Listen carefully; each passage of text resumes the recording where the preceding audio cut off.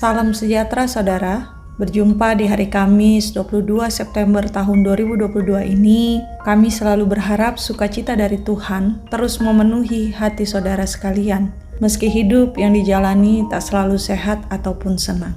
Di hari ini juga, bagi Pandu Prayoga, selamat memaknai hidup anugerah Tuhan di pertambahan usia saudara. Kini saatnya merenungkan firman Tuhan, maka mari lebih dahulu kita berdoa.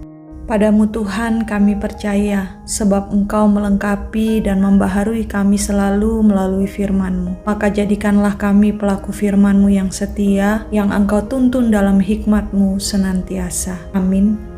1 Korintus pasal 7 ayat 1 hingga 9 menyatakan, "Dan sekarang tentang hal-hal yang kamu tuliskan kepadaku, adalah baik bagi laki-laki kalau ia tidak kawin, tetapi mengingat bahaya percabulan, baiklah setiap laki-laki mempunyai istrinya sendiri dan setiap perempuan mempunyai suaminya sendiri. Hendaklah suami memenuhi kewajibannya terhadap istrinya, demikian pula istri terhadap suaminya. Istri tidak berkuasa atas tubuhnya sendiri, tetapi suaminya. Demikian pula suami tidak berkuasa atas tubuhnya sendiri, tetapi istrinya. Janganlah kamu saling menjauhi, kecuali dengan persetujuan bersama untuk sementara waktu, supaya kamu mendapat kesempatan untuk berdoa. Sesudah itu, hendaklah kamu kembali hidup bersama-sama, supaya iblis jangan menggodai kamu, karena kamu tidak tahan bertarak. Hal ini kukatakan kepadamu sebagai kelonggaran, bukan sebagai perintah. Namun demikian, alangkah baiknya kalau semua orang seperti aku. Tetapi setiap orang menerima dari Allah karunia-Nya yang khas. Yang seorang karunia ini, yang lain karunia itu. Tetapi kepada orang-orang yang tidak kawin dan kepada janda-janda aku anjurkan, supaya baiklah mereka tinggal dalam keadaan seperti aku. Tetapi kalau mereka tidak dapat menguasai diri, baiklah mereka kawin. Sebab lebih baik kawin daripada hangus karena hawa nafsu." Demikianlah pembacaan Alkitab.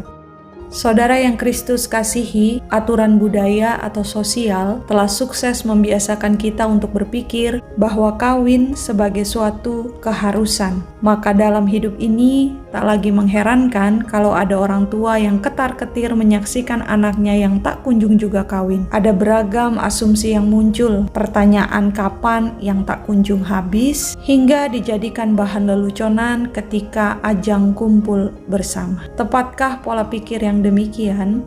Bagian firman Tuhan hari ini merupakan surat pastoral dari Rasul Paulus yang dituliskan kepada jemaat di Korintus, mengingat tingginya tingkat asusila yang melanggar kekudusan terjadi di sana. Namun di sisi yang lain, Paulus pun merevisi cara berpikir manusia, menyadari bahwa setiap orang menerima karunia yang khas, maka kawin atau tidak sejatinya bukanlah hal yang harus dipertentangkan, apalagi dipikir sebagai keharusan. Bagi Paulus, keduanya adalah karunia khas di mana ada otoritas Allah yang menentukan untuk diberikannya pada orang tertentu, sekaligus juga menunjukkan bahwa Allah sendiri memberikan penilaian positif terhadap kebebasan pilihan hidup tiap orang. Sehingga baik kawin ataupun tidak, keduanya merupakan bagian dari panggilan untuk melakukan kehendak Allah yang harus dijaga kekudusannya. Amin.